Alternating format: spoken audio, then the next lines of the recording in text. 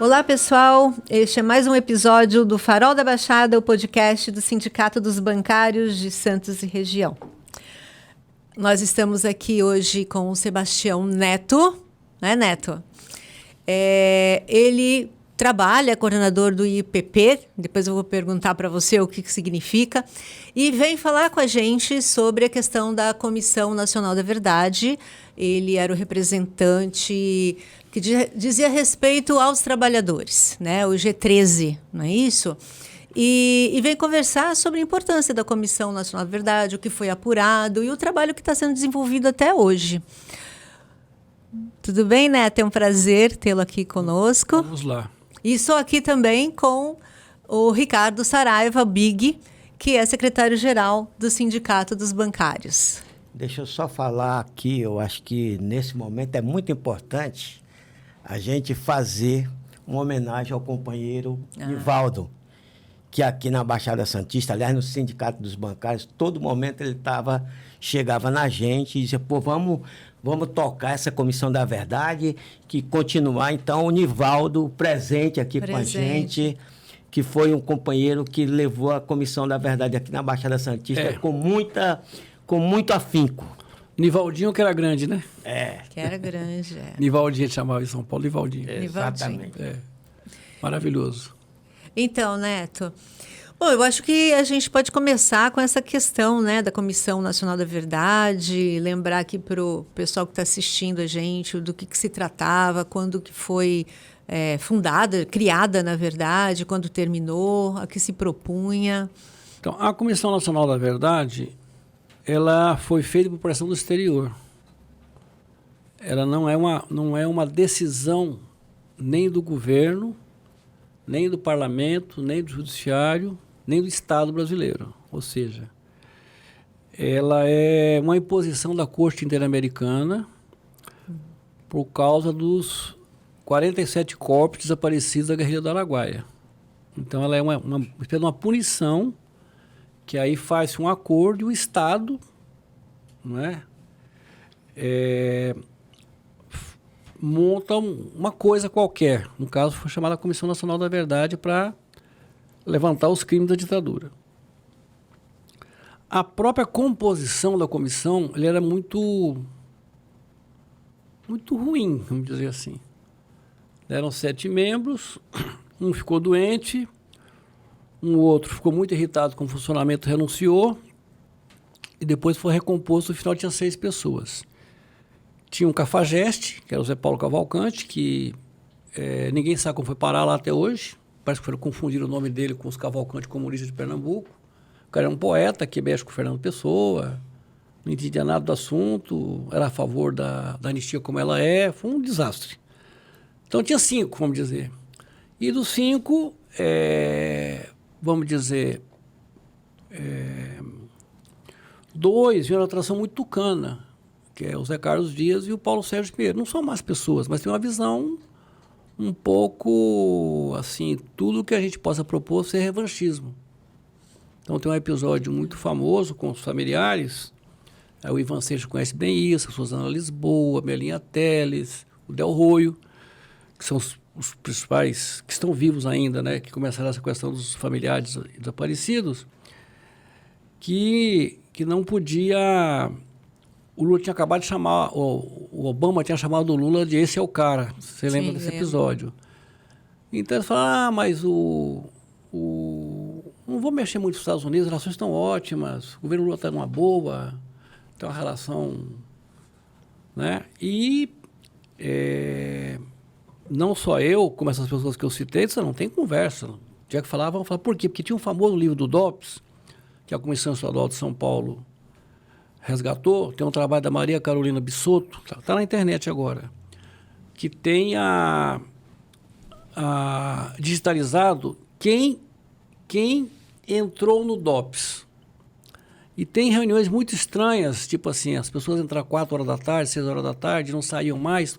Então tá o Segundo Exército, o Consulado Americano e a Fiesp. Várias vezes repete isso. Então, até hoje ninguém explicou o que fazia no DOPS, nas madrugadas, esse trio. Fiesp, Segundo Exército, mais Polícia Federal e tal.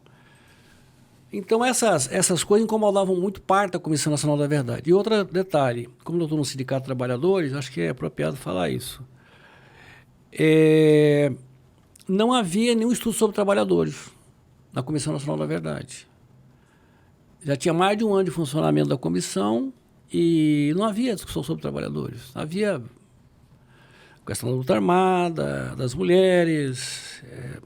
Fizeram uma comissão meio pesada, uma parte muito pesada. Os estudantes, né? Movimento Estudantes, a cultura, né? Mas não tinha trabalhadores. Não tinha nenhuma pesquisa, nada.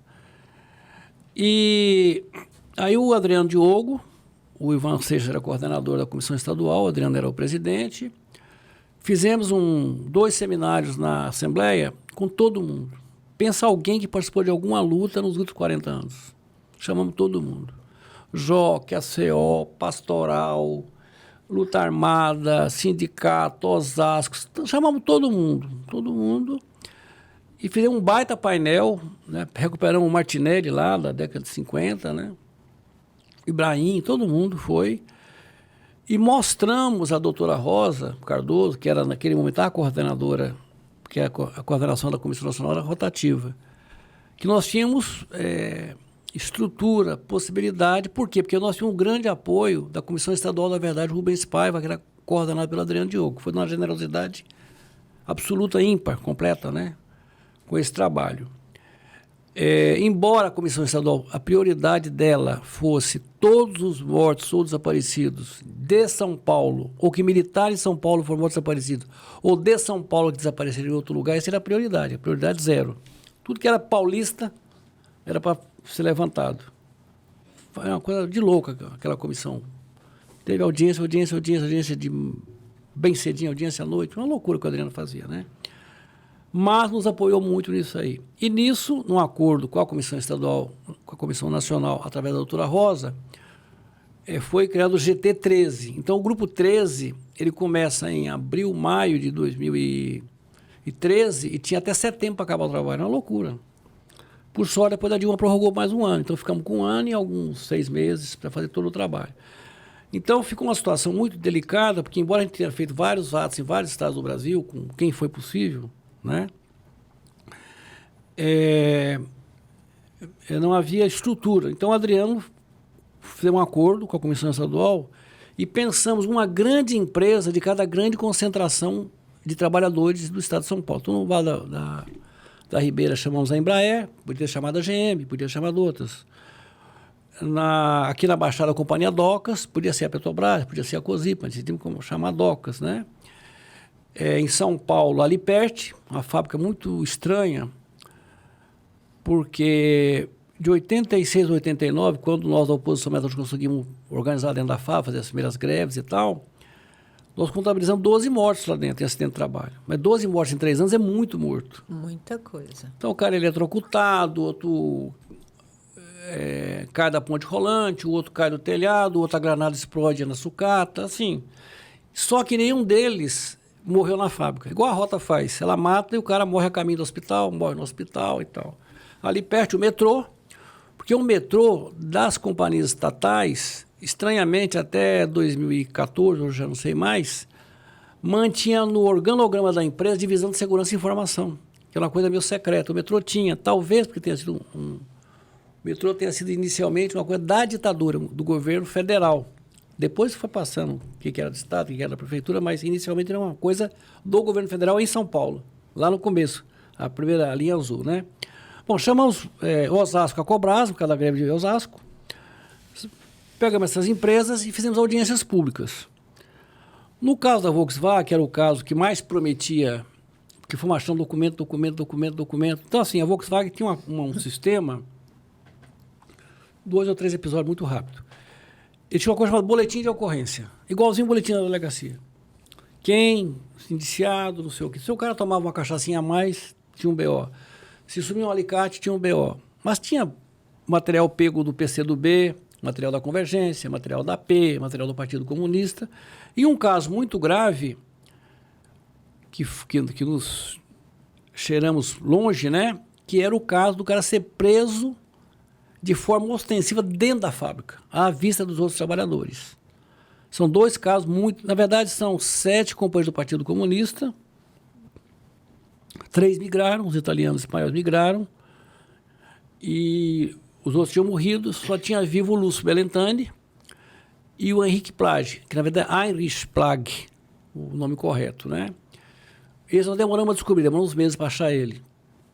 Mas o Lúcio participou de várias centrais sindicais, estava muito isolado lá em Jacareí, fomos na casa dele e disse, vamos acabar as divergências e vamos brigar com a Volks. Ele topou, é um quadro comunista do Partidão, né? Ex do partido, tinha até 72 ele foi do partido, ele topou, se comportou muito bem até a morte, foi um cara correto nesse aspecto, né? E começamos a fazer nós tivemos muita sorte, porque quando fomos ao Ministério Público para instalar um inquérito, ninguém sabia o que era um inquérito sobre ditadura de empresa, porque a lei não diz nada, ainda continua dizendo nada. Na lei brasileira tem um capítulo de reparação, tá? Mas não tem uma reparação de empresa ditadora, isso não existe. Então, todo o nosso argumento é um argumento da legislação internacional, todo. Comissão Internacional dos Juristas, acordos que o Brasil firmou. E não tinha prescrição desses crimes? Então, esse é um outro problema. Porque aquilo que é penal, culpa pessoal, todos os crimes estariam prescritos. Aquilo que é penal, do Código Penal. Mas aquilo que é grave violação de direitos humanos não prescreve. Sequestro, tortura, não sei o quê. Então, nós pegamos aí. É uma tese, vamos dizer assim. Para essa tese, nós, de certa forma, fizemos um esforço enorme de convencer o Ministério Público. O doutor Pedro Machado foi designado, abriu o inquérito. Quando ele foi abrir o inquérito, fizemos uma cerimônia pública na sede do Ministério Público Federal e tivemos a sorte de ter o apoio das 10 centrais sindicais existentes na época. Todos assinaram. Neto, deixa eu te fazer uma pergunta aqui. A partir da discussão que foi começada, o Adriano começa a fazer a discussão na Comissão da Verdade sobre a questão dos trabalhadores, nós do Sindicato dos Bancários, nós começamos a abrir uma discussão e começamos a fazer uma pesquisa do que foi o golpe de Estado aqui na Baixada Santista. Por exemplo, a Petrobras, no primeiro dia, no dia 31, já à noite, já estava cercada, ocupada, dizendo que ia invadir a Petrobras e os trabalhadores estavam completamente dispostos a explodir a refinaria caso isso acontecesse. Então, qual é que era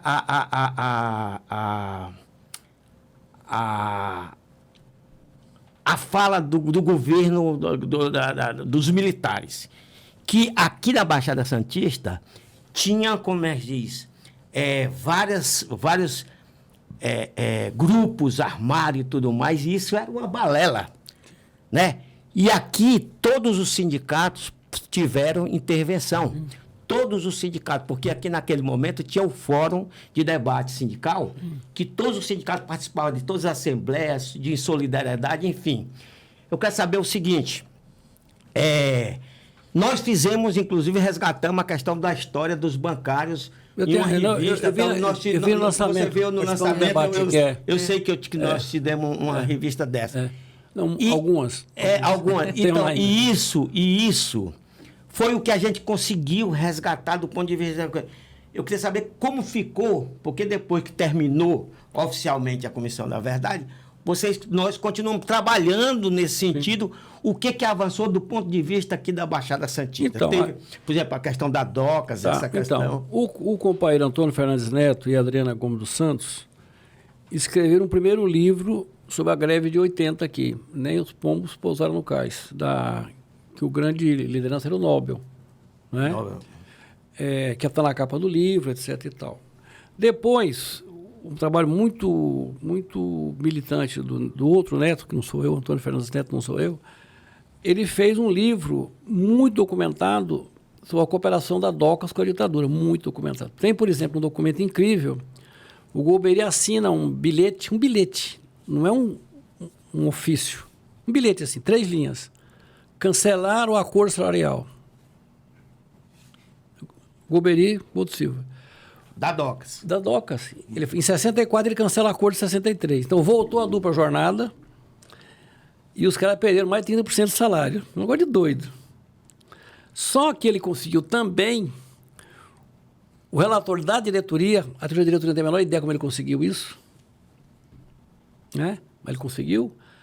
A ata da reunião da diretoria que mostra que isso elevou, ele não fala a palavra lucro, mas similar, em 30% os ganhos da companhia naquele ano de 64. Não, só para você ter ideia, né? Depois, nós conseguimos uma documentação importante, mas foi uma outra pesquisa nossa que nós fizemos lá no Ministério do Trabalho, no arquivo do Ministério do Trabalho, em que localizamos um documento de tortura nas docas. A pessoa teve as unhas arrancadas. Porque lá atrás, o Marcelo Gato, foi deputado federal aqui, foi presidente do Metalúrgico, tinha feito uma denúncia protocolar ao Ministério do Trabalho. Olha, tem um conhecimento de um caso de tortura, papapá. Isso ficou lá.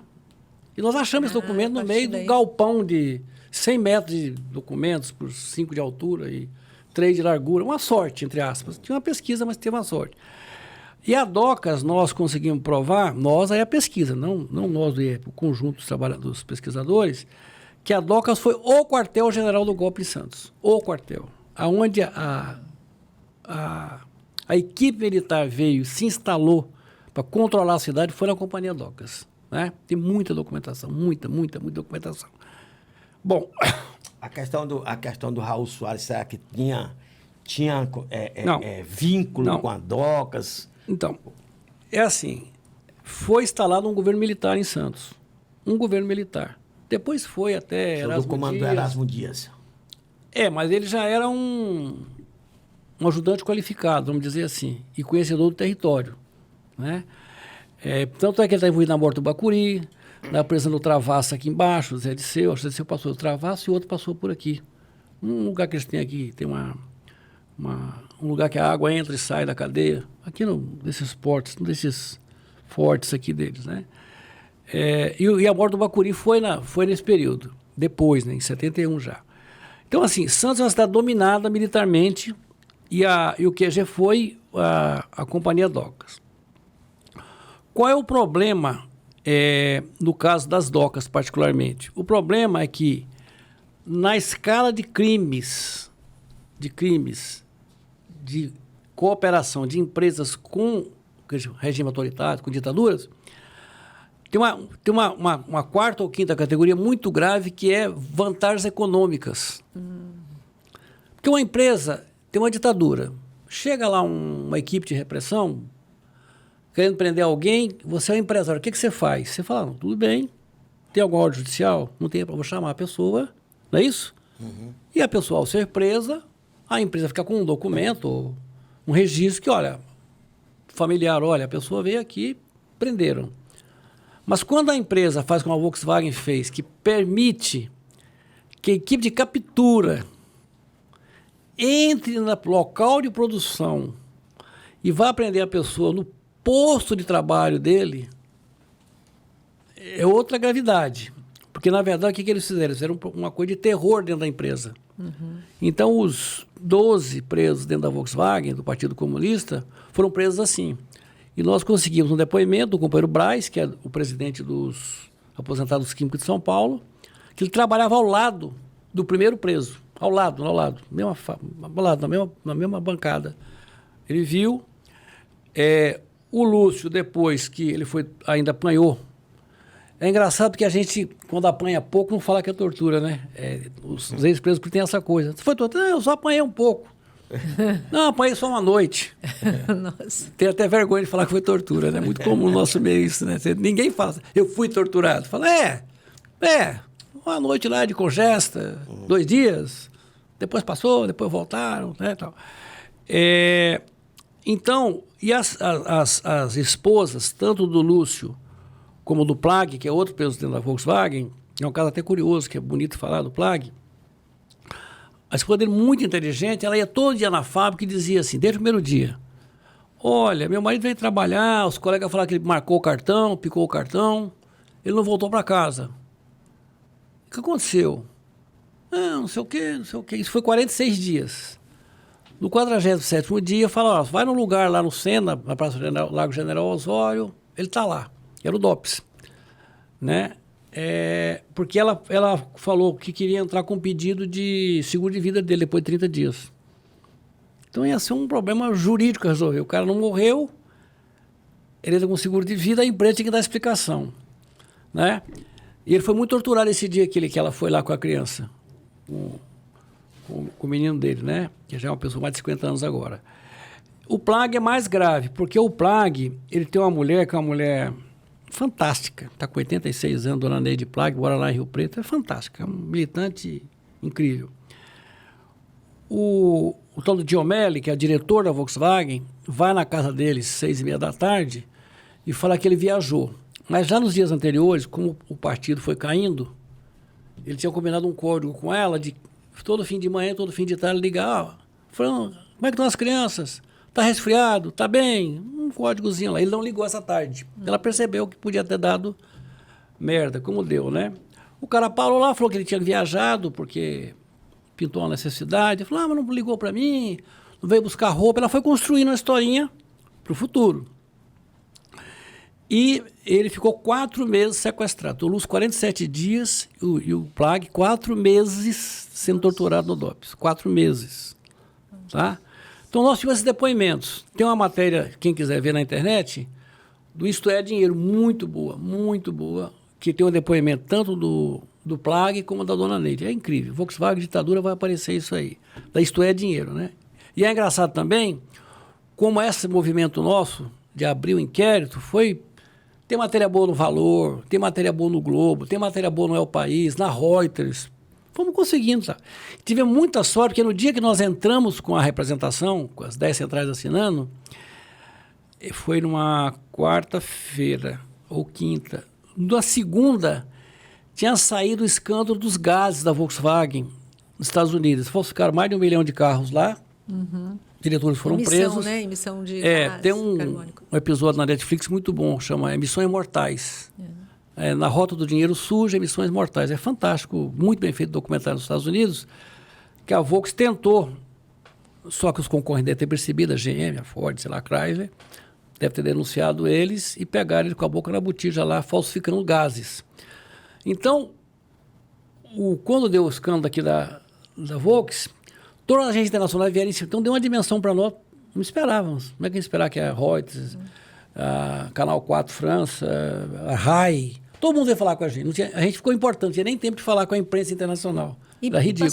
Foi nesse filme, o dia que durou 21 anos? Não, esse é do Camilo, né? Do Camilo Vanucci. Tem um outro que fala especificamente sobre a participação da Volkswagen, né? Não, é o Cúmplices. Cúmplices. Esse é um filme, está no YouTube, só entrar.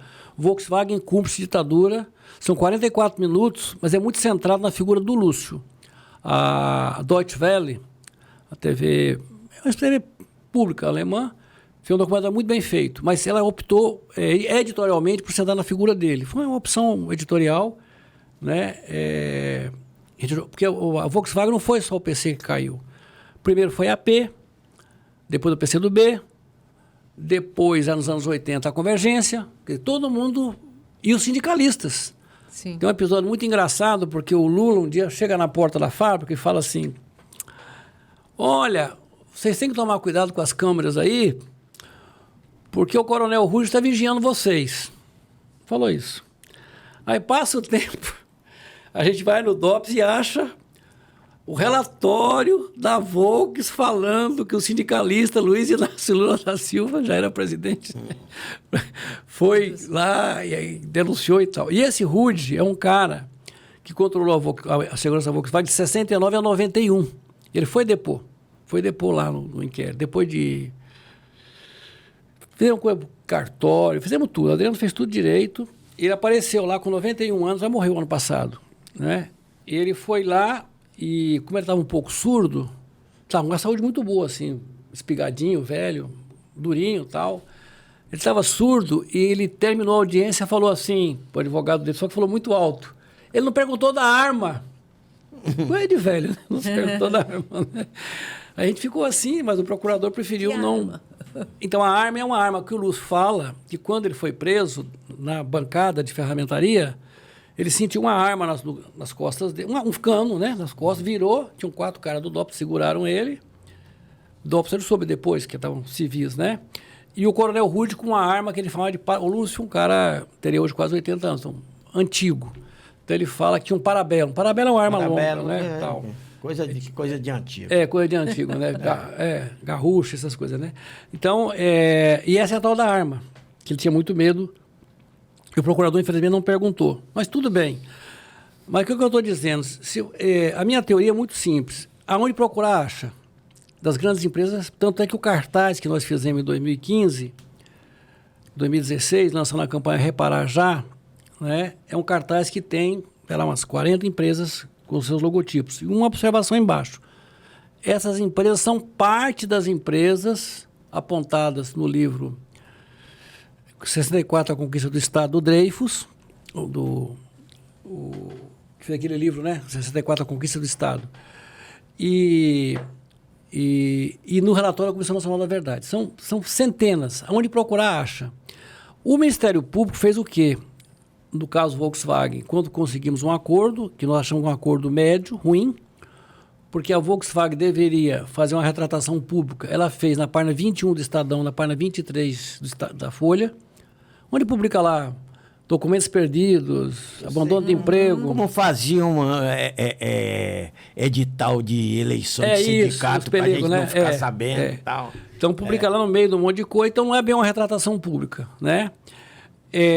Deveria dar esse dinheiro para investigar outras empresas, deram o dinheiro, 2 milhões, que é muito pouco. Para vocês terem ideia, essas equipes que trabalharam agora nessas 10 primeiras empresas tiveram 170 mil por 1 ano e meio, dá 9 mil por mês.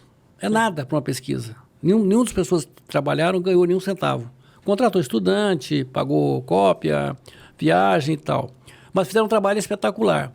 Nós do IEP, se vocês entrarem em IEP lá, procurar no Instagram, algum lugar, nós publicamos todos os relatórios públicos, todos os vídeos da agência pública, todos os vídeos que nós fizemos, e o Bob Fernandes divulgou, 14 vídeos nossos no canal dele, o Bob Fernandes, que é um canal razoável, respeitável, né?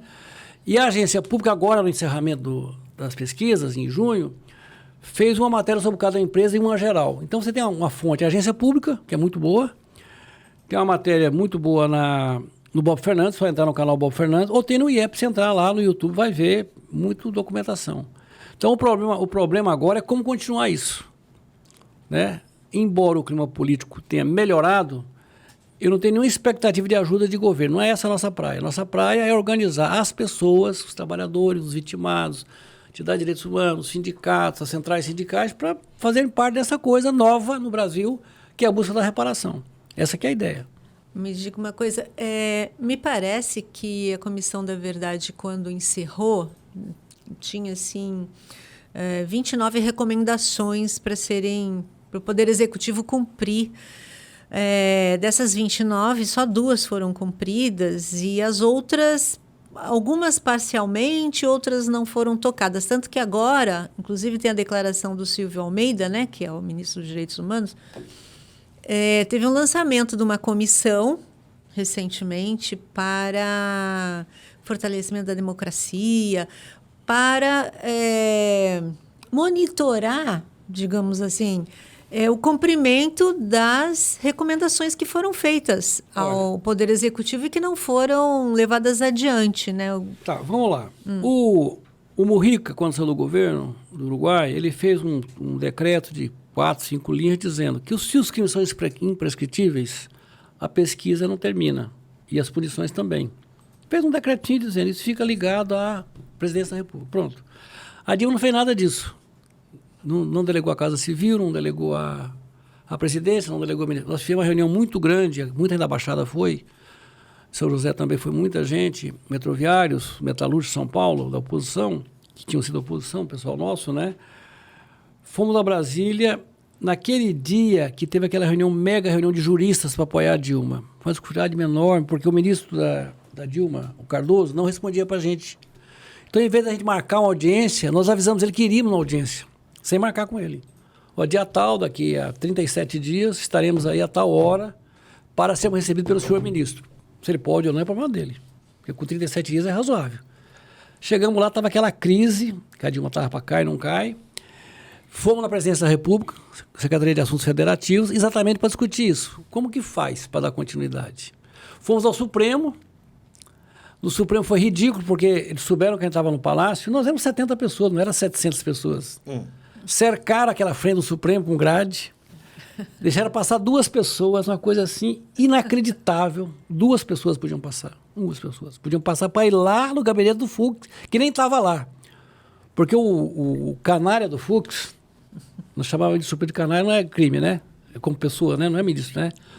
O canária do Fux estava sentado há 9 anos na reinterpretação da lei da anistia. E nós tínhamos um decano, que é uma pessoa queridíssima, que é Antônio Pinheiro Salles, está agora com 85 anos, que foi um preso dos mais torturados no Brasil, né? E ele tinha feito uma representação de punho próprio ao Fux para reinterpretar a lei. Depois muita gente fez, várias entidades fizeram, e continuou dormindo no Supremo. Então eu diria que o Supremo tem uma agenda assim limpinha. O que for identitário ele vai aprovar, alguma coisa para os índios meia boca, dá com a mão e tira com a outra. É o marco temporal, mas tem que provar. Aquelas coisas que o Supremo faz. E o mesmo Supremo que tirou o Lula da cadeia foi que botou o Lula na cadeia. A dona Carmen Lúcia, não sei se é que é um pouco torta assim, o jeito dele olhar, mas ela um dia descobriu que tinha errado. Depois de 500 e não sei quantos dias, acho que houve um engano. O engano você põe uma pessoa de 500 dias do nível do Lula na cadeia, né? Então, assim, Eneida e Biguel, eu não espero quase nada dos nossos poderes. Porque eu acho que a situação está tão frágil de enfrentamento com os militares, que eles não têm condições políticas ou peito para fazer isso. Isso é problema deles, eu não sou o governo. Tá? Eu quero saber o que nós vamos fazer. Eu acho que nada vai caber sem uma pressão política. E nós não temos criado, nesses anos, uma pressão política em cima da questão dos mortos desaparecidos razoável, é muito pouco. E essa questão das empresas é uma questão nova, até para a esquerda não entende esse assunto.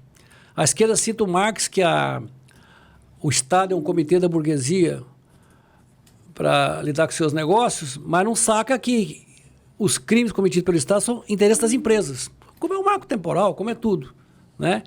Então a gente quer o quê? Juntar os trabalhadores, os vitimados, os interessados, as organizações indígenas, os quilombolas, quem foi violentado, né? E a pergunta é, o que é a reparação? Essa que é a minha discussão hoje, que o IEP faz um motorzinho, mas com muita gente, Minas Gerais tem um trabalho extraordinário, chama-se Comitão da Verdade dos Trabalhadores. Nós vamos ter um ato aqui em Santos, né? Contamos com vocês, mas acho que tem que ter portuários e petroleiros, porque eles são as empresas mais evidentes, né? Porque aqui há um ano antes da quarentena, em 2019, teve uma audiência na Câmara, que é organizada pelo Chico Nogueira, mas que a Thelma participou também, que eram 2 vereadores. Sim. Podiam ser chamados, vamos dizer assim. Históricos, né, também. Não organizar, porque os outros tinham interesse, vamos dizer assim, né? Na época, né?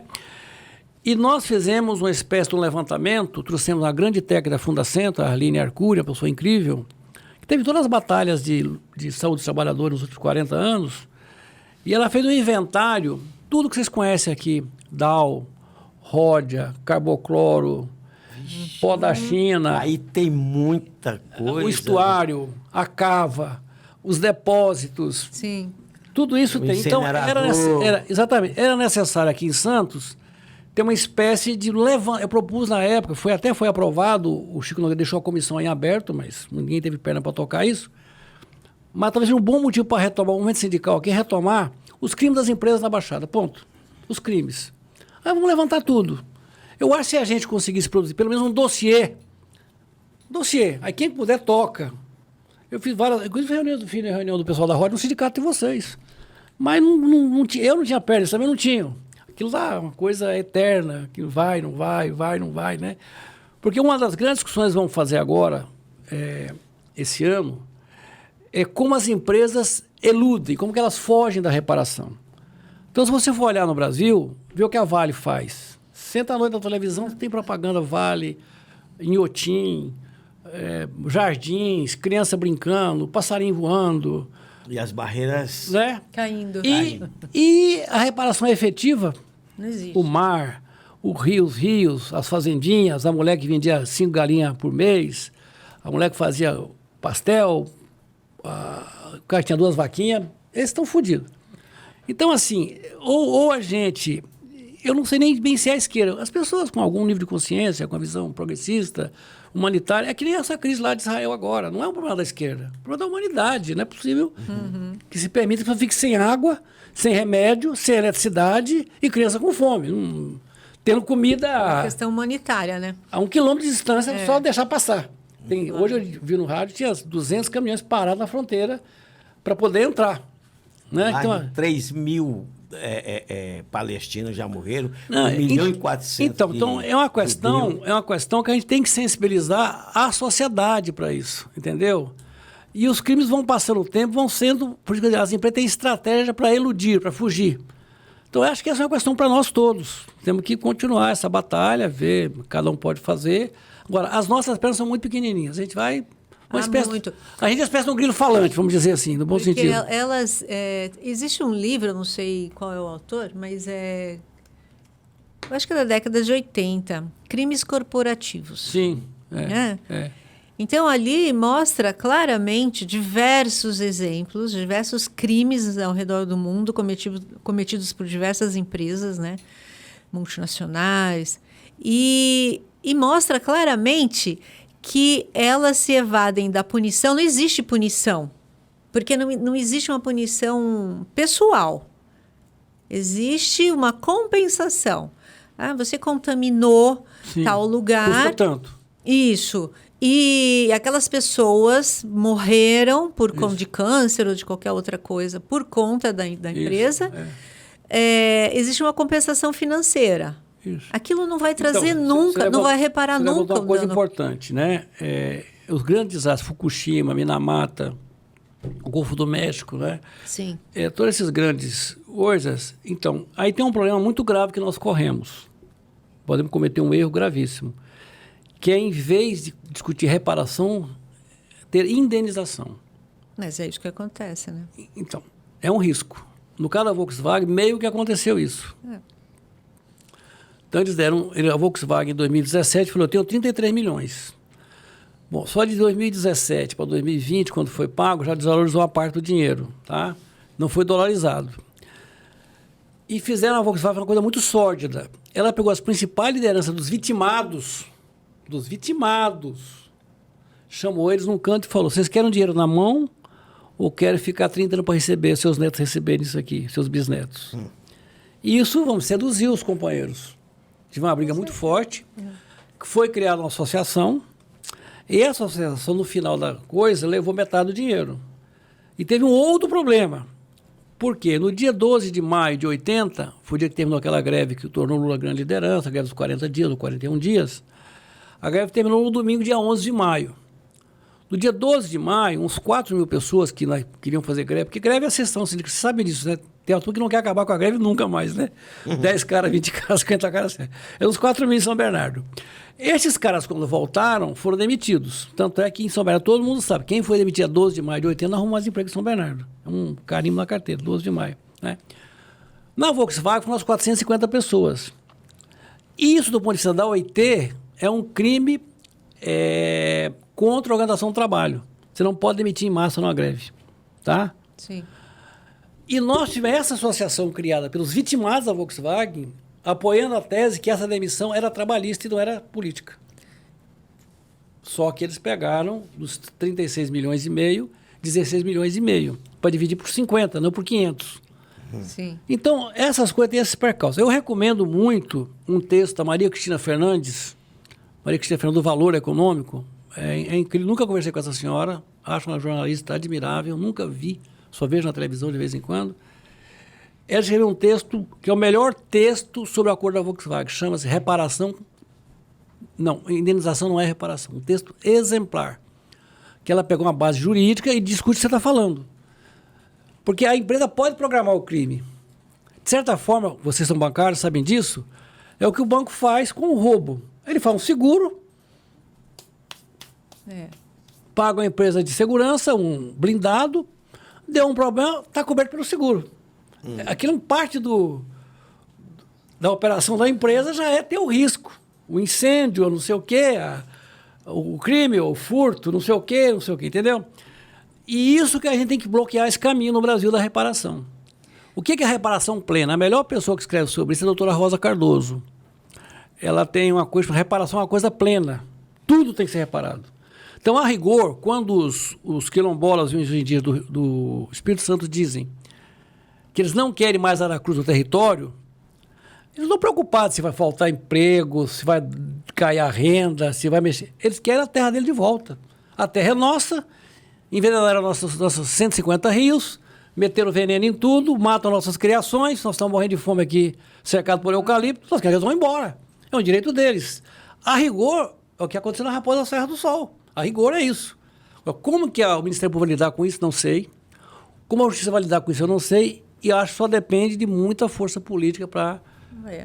Eu acho que reparação, do meu ponto de vista, assim, seria retornar ao o que você tinha antes. É reparar algo. Exatamente. Como tem situações que não vão voltar nunca mais, porque desde o momento, por exemplo, da ditadura, em que centenas de pessoas desapareceram e foram assassinadas, não tem reparação. Não existe. Não existe reparação. Existe... Mas a sociedade pode ser reparada, de alguma maneira. Você pode ter programas educacionais, pode ter museus, você pode ter um concurso durante 20 anos para 800 mil crianças participarem, para estudarem, exemplo, ter financiamento para isso. Tem mil formas de reparar, não de compensar. Aqui, por exemplo, você vê no Chile, por exemplo, você chega no Chile, você vê um museu com toda a história da ditadura militar chilena. Dizem que é incrível. Aqui no Brasil, é incrível. Sim, conta toda a história, a repressão e tudo mais. Nós aqui não temos nada. E isso faz parte da reparação. Então, mas aqui em Santos, vocês podiam, por exemplo... dos trabalhadores. Porque, Exatamente. na verdade, a história que é contada aqui, que, aliás, recentemente, no governo Bolsonaro, queriam chamar... Aliás, teve ministro do Supremo Tribunal que chegou a chamar o golpe militar de movimento, movimento histórico. Quer dizer, essas coisas não podem ser deixadas de lado, porque isso aí sim é você pegar algumas vítimas, dar um passa-moleque nessas pessoas, e a história fica contada pelos que exploraram, que mataram, enfim. Essa questão precisa ser colocada de uma forma de resgatar. Primeira coisa, precisa resgatar a história. Então, veja só, foi bom você falar nisso, Bico, porque na Comissão da Verdade não tinha trabalhador, demorou um ano para montar. Na cerimônia de entregue do relatório da Comissão Nacional da Verdade, nós não conseguimos colocar um trabalhador. Nós tentamos colocar Maria Elizabeth Teixeira, uma pessoa respeitável. Viúva de João Pedro Teixeira, lutadora também, clandestina, mulher analfabeta, que mudou de nome para sobreviver com os filhos. Tentamos que fosse convidado o Martinelli, que é uma pessoa respeitável também, consensual no meio sindical, 90 anos de idade. O presidente do CGT 64, que é um católico trabalhista, incrível, Clodoir Smith, está com 104 anos agora em Juiz de Fora. Foi feito um filme agora sobre ele, né? Homenagem a ele. Ele estava em Brasília por acaso. Conversei com o filho dele, falou, tentamos lá no Palácio, falamos com o cerimonial, era um governo nosso, conhecia as pessoas do Palácio, conhecia todo mundo, não dá para... Não dá. Na noite do anterior a 10 de dezembro de 2014, o Gilney Viana, que era uma espécie de vice-ministro de Direitos Humanos, da Maria do Rosário, ligou e falou, Neto, se quem chegar aqui 9 horas da manhã, eu ponho para... Falei, não vamos entrar com um portãozinho. Ou a gente é convidado, a gente não vai. E eu estava em São Paulo. Aí o doutor, do César Brito, foi presidente do Conselho Federal da OAB, nos cedeu na L2, lá em Brasília, o plenário da OAB, e fiz uma cerimônia linda dos trabalhadores, à tarde, para nem atrapalhar o Palácio. Fomos todo mundo para Brasília, sabendo que não participamos de manhã. A doutora Rosa Cardoso foi de manhã lá para o Palácio, fez lá o protocolo todo, a Dilma chorou e tal, engavetou, como diz o Pinheiro Salles, E veio à tarde, fez uma cerimônia linda. Qual a diferença que você falou das recomendações? Eu não te respondi ainda. Eu acho que o trabalho da Comissão Nacional foi admirável. Então, provou que tem uns 9 mil indígenas assassinados, né? Provou um monte de coisa. Tudo bem. Tudo com pouco tempo, muita correria e tal. Mas, por exemplo, o indiciamento de 300 e tantos militares, ele é inócuo. Por que ele é inócuo? Porque um militar, vamos dizer que o golpe de 64 foi em 65. Quem em 65 tinha 25 anos, ou 24 em 64, nasceu em 40. Tá certo? 40 para 2020, quer dizer, o soldadinho mais novo está com 80. O oficial está com 110. Esse cara não existe mais para serem condenados. Uhum. Então, e a Comissão Nacional da Verdade recusou colocar o empresariado na categoria de militares. Então, foi muito importante iniciar os militares? Foi. Mas é inócuo. E nós achamos que é possível, sim, e acho que aí acho que a última coisa importante que eu tenho a dizer, indiciar penalmente. Por quê? A doutora Ana Luísa Friedstein foi a que ganhou do Aras para ser a procuradora-geral. Quando nós recorremos ao conselho do Ministério Público, que não aceitava a resolução do TAC da Volkswagen, ela foi a relatora.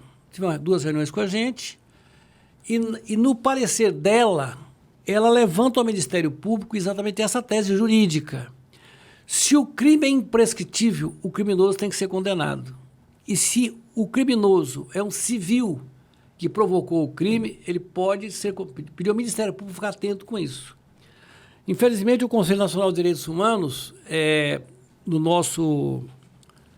nossa reclamação contra o TAC da Volkswagen, nós achamos um TAC meia boca, embora tenha sido a vitória, porque conseguiu esse dinheiro para investigar outras empresas, eles disseram que não tinham prerrogativa, competência para julgar o caso. Ou seja, nós temos um vazio jurídico aí.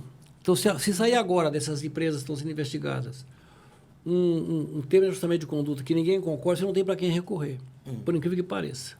Então, é uma situação nebulosa, jurídica. Por isso que eu digo, ou a gente conta com a gente mesmo, não somos coitadinhos, temos muita força, muito movimento sindical, muito movimento de povos indígenas, muito movimento de quilombola, muito movimento de vitimado por crime ambiental, não é isso?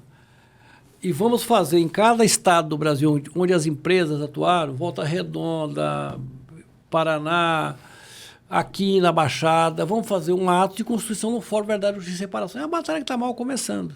Depois de passar essa tormenta de 6 anos com o Temer aí, o outro aí, esse inominável, né? Acho que é isso, gente.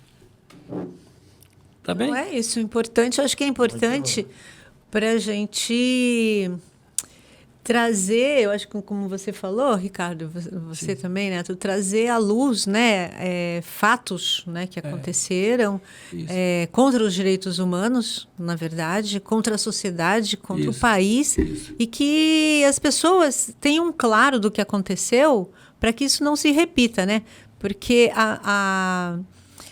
a maneira de se ludibriar e se tentar colocar as mentiras é isso, é a falta de conhecimento da história. Então, o resgate da história é importante. E colocar nessa história os trabalhadores, porque foi colocado logo no início.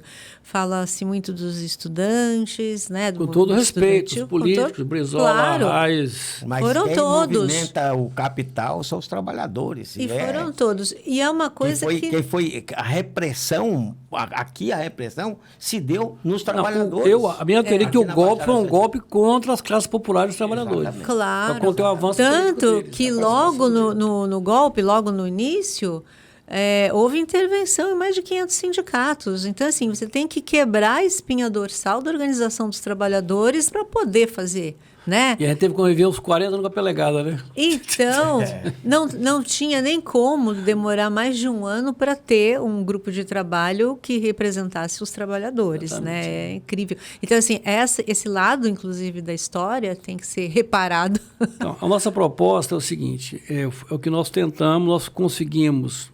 A coisa é tão ridícula no Brasil, quando nós não concordamos com o acordo, com o TAC, e pedimos ao Ministério Público para revisar, uma das respostas assinadas pelo Ministério Público de São Paulo, vocês não vão acreditar, é que o que nós queríamos não estava de acordo com a compliance da Volkswagen. Usar essa palavra, compliance da Volkswagen. Eu fiquei mais que chateado, decepcionado, porque uma pessoa do Ministério Público escrever que não está de acordo, e nós perguntamos, qual é a nossa compliance? Alguém perguntou para a gente qual é a nossa compliance, da minha família, dos meus colegas, dos nossos sindicatos, qual é a compliance nossa? Ninguém pergunta. A empresa tem compliance, nós não temos? Eles têm norma de procedimento, nós não temos? Por quê? Nós tínhamos conseguido, com o governo municipal, que era o Bruninho Covas, nós tínhamos conseguido, num lugar importante, São Paulo, Galeria Prestes, mais 1.000 metros quadrados para criar um memorial dos trabalhadores, tá? E nós percebemos que a Volkswagen não queria exatamente deixar uma plaquinha dela, que aquilo foi financiado por ela. 15 milhões. 15 milhões. Dos 36,5, 15 era para isso. O que eles fizeram? Deram 6 milhões para o Memorial da Justiça da OAB na Brigadeiro. É justo, mas não é trabalhador. O advogado é trabalhador, mas não é bem trabalhador no nosso sentido. E tem como buscar dinheiro em outros lugares. E deram 4,5 milhões para o Fundo de Direitos Difusos do Ministério Público Nacional e 4,5 milhões para o Fundo de Direitos Difusos Estadual. Nós ficamos muito... Não, aí não assinamos nada nesse aspecto, estamos contra. O que seria esse museu? Para encerrar, citando você, Big, seria 4 temas principais. O trabalhador como escravo, o escravo como trabalhador, porque ninguém fala que o escravo é trabalhador, fala o escravo e os trabalhadores. Chegaram os trabalhadores, o escravo não trabalhava, né? O escravo só era escravo, ele não trabalhava, né? Ninguém fala assim, o trabalhador escravo, o escravo trabalhador. Ou seja, aí a própria resistência dos escravos, que é uma coisa pouco falada, é mais cultural, o jongo, o samba, a capoeira, não sei o quê, né? Mas não fala que era a resistência que havia, os quilombos, etc e tal. 2... Aliás, a luta de classe no Brasil começa com os trabalhadores dos quilombos, né? Os jangadeiros lá, isso, o dragão do mar, no Ceará. Depois, a outra fase é os trabalhadores migrantes, que foram os nossos primeiros sindicalistas, basicamente, organizando a greve geral, etc e tal, né? E é interessante que a greve 16 é uma greve muito de mulheres, porque a greve começou no Crespo, porque tinha mais de 6 mil mulheres trabalhando lá, né? E na Marianja também, no Matarazzo. Depois, os trabalhadores da ditadura Vargas, né? E os trabalhadores da ditadura militar. Então, assim, seria uma ideia nossa, era um museu temático com essas 4 grandes áreas. Porque isso seria trazer os trabalhadores para o centro da história. Mas a gente não vai conseguir um dia. Ou aqui, no prédio da Docas aqui, vamos reivindicar isso. Na verdade... Tem um prédio enorme largado aí. Na verdade, se o trabalhador não se empenhar no sentido de resgatar essa história vai continuar sendo contada pelos que exploraram. Vamos esse ano fazer um ato aqui em Santos com os petroleiros, os sindicatos e os portuários possíveis. Vamos tentar. Vamos tentar, sim. Tá bom? Gente, obrigado. É isso aí. Obrigada, Neto. Obrigada, Big. E você não esqueça de curtir, de compartilhar, porque na quinta-feira que vem tem mais. Obrigada, gente. Longa vida aos que lutam. É isso aí. É isso aí. Valeu, Neto. Obrigadão, Neto.